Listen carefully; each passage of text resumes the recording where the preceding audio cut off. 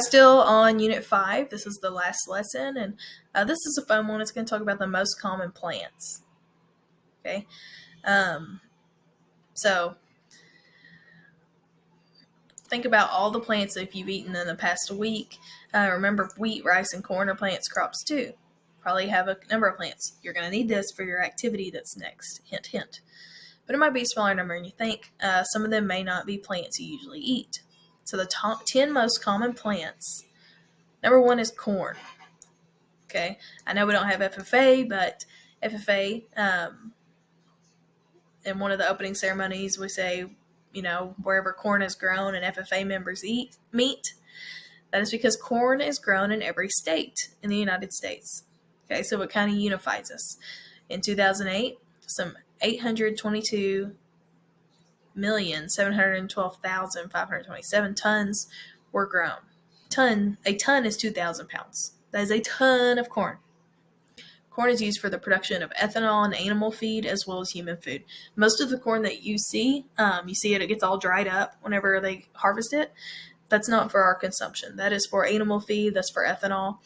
Sweet corn is what is grown for us. There's also different varieties of corn. Popcorn. Okay, that is grown it's a different type of corn. Next, you have wheat. So wheat is planted, and it starts growing in the winter.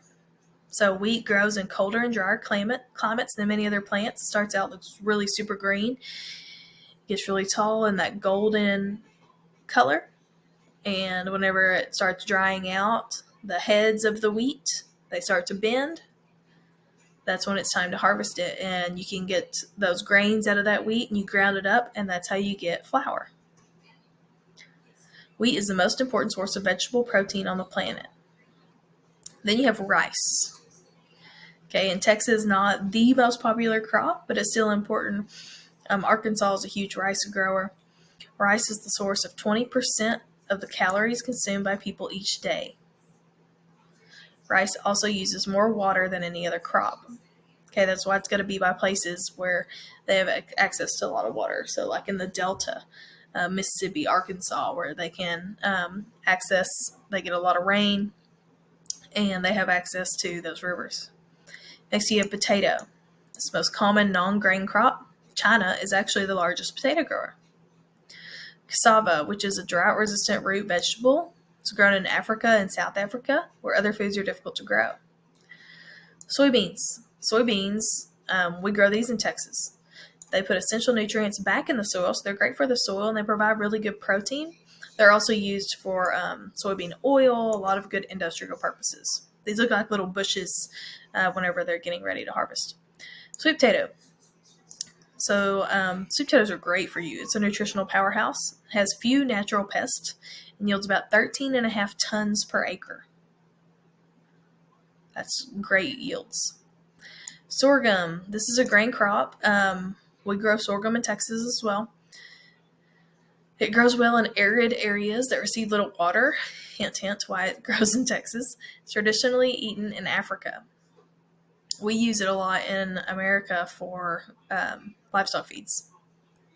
Yams. Yams are another common African crop. Yam can grow up to 5 feet long, and it likes high temperatures and limited water.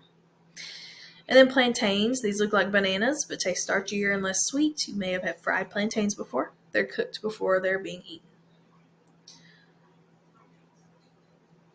So you may think a yam and a sweet potato are the same thing. They're actually not. You may have never eaten a yam. They're only available in some international or specialty markets in the United States. We eat sweet potatoes because those are grown around here. Okay. Then you've got some questions to answer.